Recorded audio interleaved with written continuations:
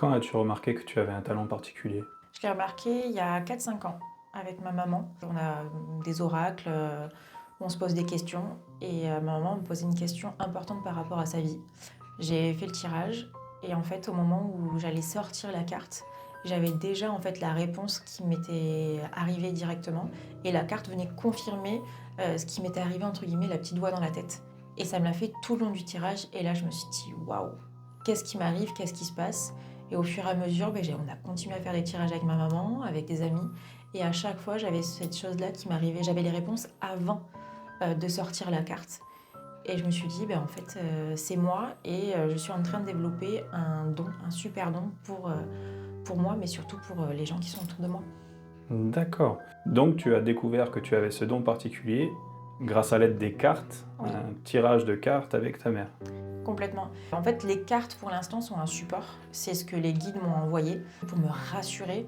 Mais les réponses, je les ai déjà sans avoir besoin de cartes. Et au fur et à mesure, en fait, c'est quelque chose qui se travaille en tirant les cartes et surtout en écoutant son intuition. Je suis ultra intuitive dans la vie de tous les jours. Et justement, quand on vient me poser une question, j'ai la réponse qui arrive de suite. Il ne faut pas que j'écoute le cerveau, en fait. Il faut que ça passe directement dans la tête et que je laisse directement sortir par la bouche. Il ne faut pas que je réfléchisse et que je donne la réponse de suite. Et en général, je vise juste. D'accord. Et en termes de support, du coup, tu te sers uniquement de cartes? Non. J'utilise les cartes, j'utilise le pendule, par les livres, la discussion avec les personnes pour arriver à déceler justement certaines choses qui ne m'arriveraient pas directement comme réponse. Et est-ce qu'il t'arrive de vivre des expériences un petit peu ultrasensorielles, un petit peu originales? Oui, chez moi, je vais avoir une plume qui va arriver devant la maison assez régulièrement, et c'est signe de protection. Chose bizarre aussi que je fais, que tout le monde peut faire. Petite anecdote rigolote, quand on cherche une place de parking, on sait que ça va être compliqué. Je demande, s'il vous plaît l'univers, faites que j'ai une place de parking facile d'accès. Et très souvent, j'ai la place qui est là, alors que c'est blindé de partout. Et donc pensez surtout à remercier justement pour cette place-là qui m'attendait. Est-ce qu'on t'a déjà pris un petit peu pour une forme de sorcière, une sorte de sorcière? Oui, oui, oui, très souvent. On me dit, t'es une sorcière, tu fais de la sorcellerie. À savoir que pour moi, le mot sorcière, c'est un compliment. Donc je le prends super bien et je dis oui, oui, je suis une sorcière. C'est même une fierté d'avoir ce don-là, de faire ce que je fais et de pouvoir l'apporter aux autres. Et surtout qu'on est dans un monde où on en manque cruellement parce qu'on nous a tous fait rentrer dans une case. Et il ne faut pas croire en l'invisible. Depuis tout jeune, hein, depuis qu'on est rentré à l'école, on nous cloisonne, on nous enferme. Et en fait, si on continue à perdurer, à utiliser ce don-là, tout le monde a un don et il faut juste l'utiliser. Et moi, le mot sorcière me plaît beaucoup. J'adore ça. Pour toi, c'est pas un terme péjoratif, Pas loin du de tout. là. Pas du tout. Au contraire, c'est plutôt un compliment de ce que je vois. C'est un compliment et surtout, je l'ai utilisé, je m'appelle Witch Hop et donc c'est la sorcière de l'espoir. Parce que pour toi, du coup, tu es une sorcière positive. Oui, Parce que je suppose qu'il existe aussi des sorcières négatives. oui, ce qu'on appelle la magie blanche ou la magie noire. Et justement, il y a beaucoup de sorcières de magie noire. Et il y a aussi tout ce qu'on appelle le charlatan qui use de la faiblesse des personnes pour justement arriver à faire plutôt du business que Voilà. justement aider les personnes. Et ça, c'est horrible et c'est pour ça que je suis confrontée justement, le mot sorcière a été mal vu, a été détourné parce que c'est entre guillemets mauvais. Et je pense que j'ai été une sorcière dans notre vie. C'est sûr, D'accord. j'ai dû être brûlée sur un bûcher. Ah, donc tu crois à une vie antérieure Complètement. à... D'accord. Complètement, complètement. Surtout que je ne peux pas rentrer dans une église. Je fais partie des rares personnes à être phobique des églises. Dès que je rentre dans une église, j'ai crise d'angoisse, je pleure, je ne peux pas rentrer comme si j'avais un mur devant moi, comme si je revivais en fait tout le mal qui a pu m'arriver dans une église. D'accord. Et il t'arrive de faire des sortes de cauchemars, d'avoir des visions voilà, sur des choses bien précises qui te seraient arrivées ou qui va t'arriver? Alors qui va m'arriver, non. Qui m'est arrivé, oui, parce que très souvent, des fois, je me réveille, je ne sais pas si ce que j'ai eu dans le rêve, si c'est un souvenir ou si c'est un rêve. Et des fois, j'ai l'impression vraiment d'avoir vécu ça et j'ai la conviction au fond de moi que je l'ai vécu. C'est fou parce que on ne sait plus faire la perception entre le réel et l'irréel. C'est D'accord. très perturbant, mais à force de le faire, parce que ça m'est arrivé, souvenir, je dis à ma mère, mais tiens, on a fait ça, on s'est baladé dans tel endroit, un endroit un peu médiéval. Elle me dit, mais non, on n'y est jamais allé, Julie. Et D'accord. j'avais ce souvenir-là précis que si je l'ai vécu et je peux sentir, avoir, s'il faisait chaud, les odeurs, le moment, l'émotion. Et au niveau de ta famille, de tes proches, comment ils le vivent? Comment ils ressentent un petit peu, cette énergie que tu dégages, ces sensations que tu dégages? Est-ce qu'ils ont peur? Est-ce qu'ils ont déjà vécu des choses assez particulières à cause de toi ou du fait que tu sois là? Chose qui soit arrivée, non, parce que ça fait un petit moment que j'ai quitté le nid familial, mais pour ma mère, c'est une grande fierté. Elle est fière de moi, on en discute beaucoup, c'est nos principaux sujets de conversation par rapport à nos vécus, à des choses qu'on est en train de vivre, les choses qui se passent aussi en ce moment dans le monde et au niveau énergétique. Mon papa est un peu plus réfractaire, il y croit pas, mais il lui est arrivé des choses en visitant des maisons que une petite part de lui y croit, on y croit tous un petit peu au fond de nous, mais du moment qu'on ne le vit pas et qu'on ne le touche pas, c'est compliqué d'y croire. Et après, moi, du côté de ma maman, tout le monde y croit un petit peu, et c'est grâce à ma maman où j'en suis aujourd'hui, parce qu'elle m'a jamais fermé les portes et on l'a toujours plus ou moins travaillé. Et par rapport à ton compagnon, il me racontait du coup, parce que bon, pour ceux qui ne le savent pas et qui le découvrent, du coup, tu es ma belle-sœur. Oui, Mon frère vit avec toi. oui, Et il me disait, alors lui, ne croyant à la base pas à ce genre de choses, qui lui était arrivé de ressentir des sensations assez particulières avec toi ou dans votre domicile, oui. seul. Est-ce que tu peux nous en dire un petit peu plus? On a acheté une maison qu'on aime par-dessus tout. Et en fait, on s'est rendu compte que, enfin, je me suis rendu compte, en allant dans le sous-sol, très souvent, on avait des gros pics de colère, à être énervé, à se crier dessus, mais sans raison, voilà, pour une histoire de moquette mal posée. Donc, ridicule. Et je lui dis, je suis sûre, il y a quelque chose en bas. Je suis sûre, je le sens, il y a quelque chose qui va pas. Et un jour, il descend, tout en sachant ça, parce que du coup, on en discute, donc forcément, on l'appelle un petit peu, on le travaille. Et il se sentait bien, et d'un coup, en fait, il s'est senti comme s'il y avait quelque chose qui lui prenait à la gorge. Et pourtant, lui, se disant bouclier, il pouvait rien lui arriver. Directement, il s'est mis en mode protection, comme des choses que je lui ai expliqué comment faire pour se protéger. Et dans sa tête, il a répété vous m'aurez pas, vous m'aurez pas, vous m'aurez pas.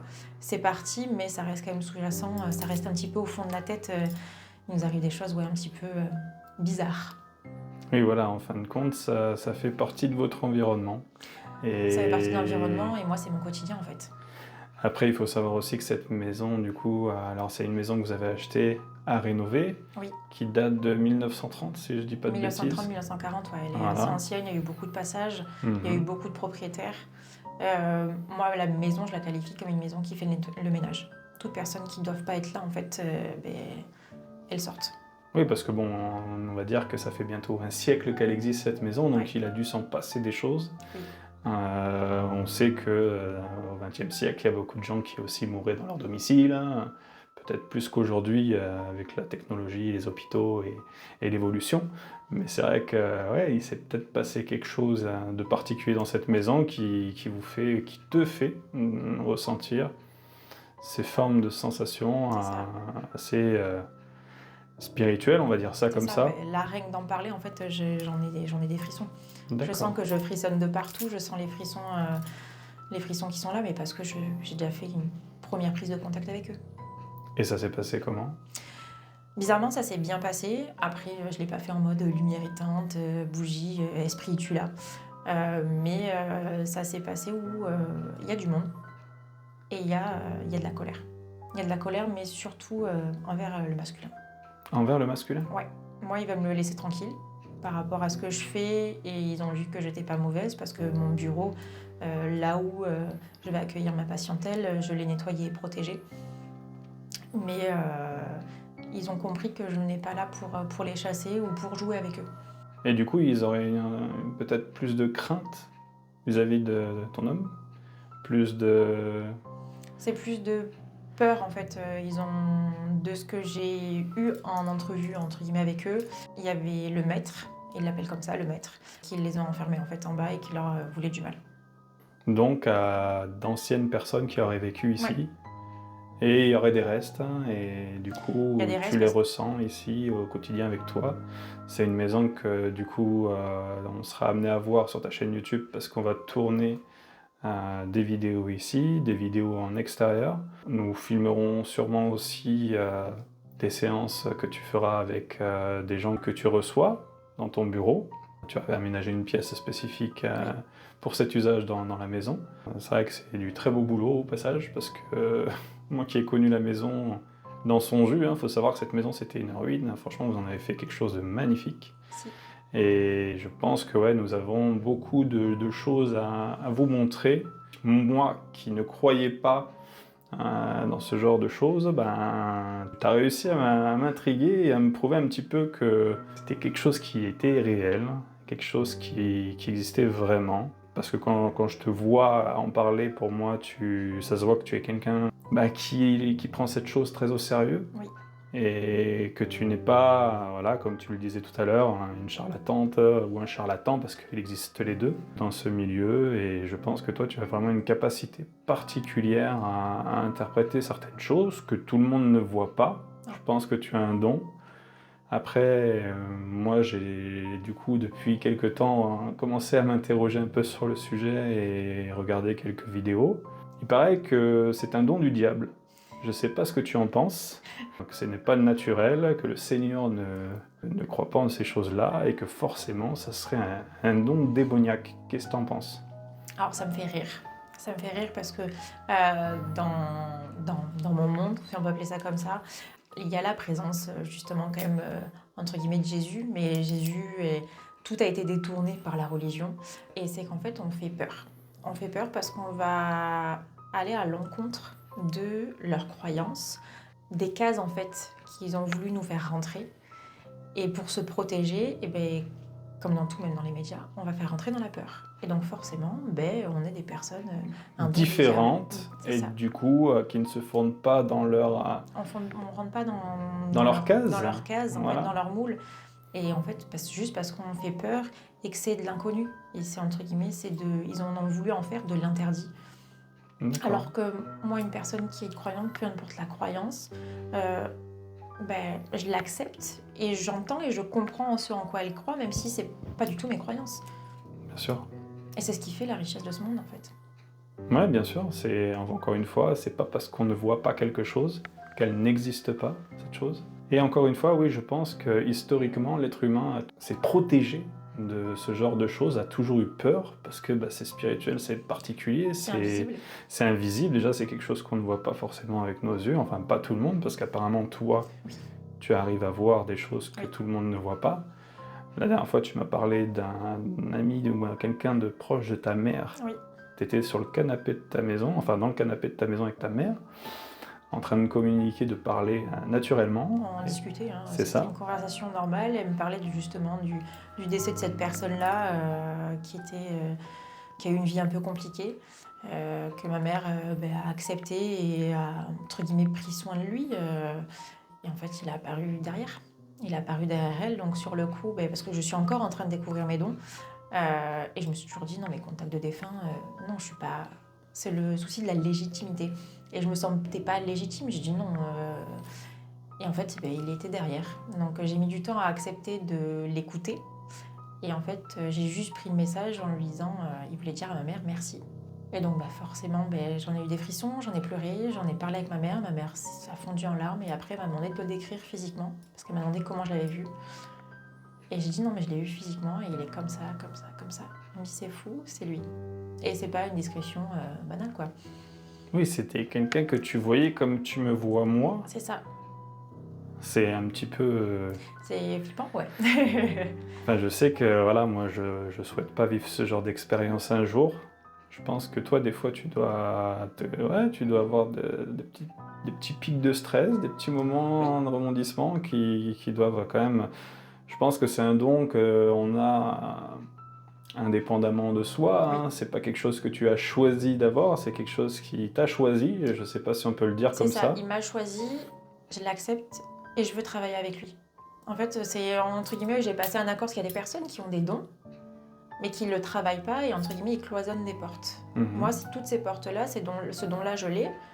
Je l'ai toujours eu plus ou moins, parce qu'il m'est toujours arrivé des choses un peu bizarres. Et en fait, au fur et à mesure, je rouvre toutes les portes et je dis ok. Et oui, forcément, il y a des moments où ça fait flipper de ouf, quoi. C'est rare, que je me sente seule. Même encore hier soir, eh ben, il m'est arrivé un truc chelou, une lumière qui a changé de couleur alors qu'avec la télécommande, j'y arrive même pas. Et je savais que je n'étais pas seule. Et il s'est passé quelque chose de particulier après ou... Ben, j'ai appelé mon mari, qui lui est dans un camion.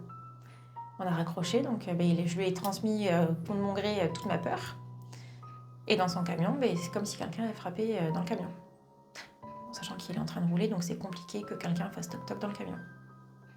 Et à ce moment-là, il a fait quoi? Donc il était en train d'écouter de la musique, donc il n'a pas compris, il était en train de rouler. Donc il a mis la musique en arrière, voir si c'était dans la musique qu'il était en train d'écouter. Ben pas du tout. Waouh!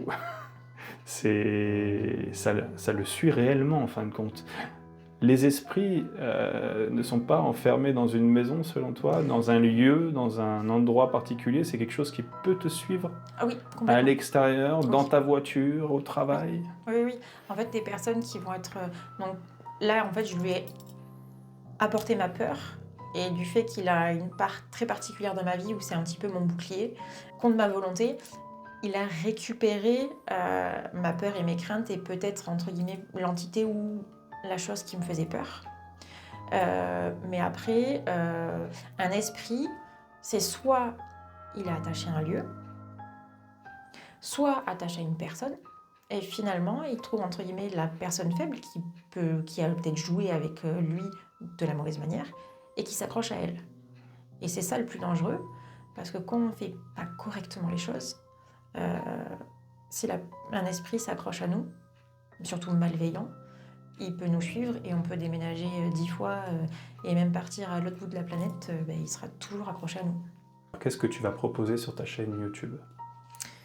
Je vais proposer des vidéos sur les bonnes pratiques à avoir dans ce monde-là, des vidéos aussi sur des choses à ne pas faire, les mauvaises pratiques, ce qui peut être aussi dangereux.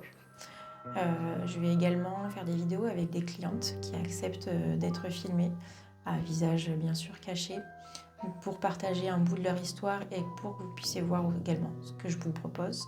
Aller dans des lieux, des sortes d'urbex, pour voir justement est-ce que c'est habité, est-ce que c'est des bonnes âmes, des mauvaises âmes, et l'histoire aussi que le monde de l'invisible a à nous raconter. D'accord. Et je suppose que tu as aussi l'intention de nous montrer un petit peu, dans des thèmes bien particuliers, comment lire des cartes, comment se servir d'un pendule, Exactement. toutes formes d'accessoires qui existent pour t'aider à communiquer et à interpréter les phénomènes et les choses, tout simplement. Donc j'ai hâte de faire ça avec toi. On va voir ce que ça va donner.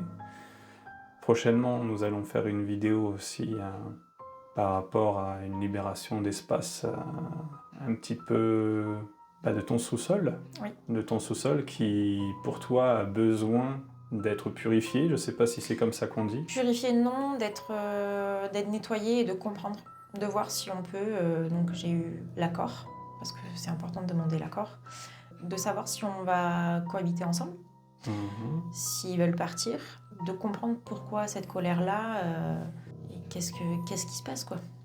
En mode, on a besoin aussi de vivre tous ensemble pour vivre sereinement et passer des bons moments aussi dans la pièce du bas qu'on a mis du temps à faire et où il y a eu les plus gros des travaux. C'est ça, surtout que c'est une maison où vous avez l'intention de passer un bon moment de votre vie, donc tant qu'à faire, autant espérer le vivre de la meilleure façon possible et sans... Alors ça va être mon côté un petit peu, mais sans fantôme au sous-sol, quoi, on va dire ça comme ça. Et voilà. Écoute, je te remercie beaucoup pour cette première vidéo. Merci à toi. Et je te dis à très vite pour la prochaine. À très vite.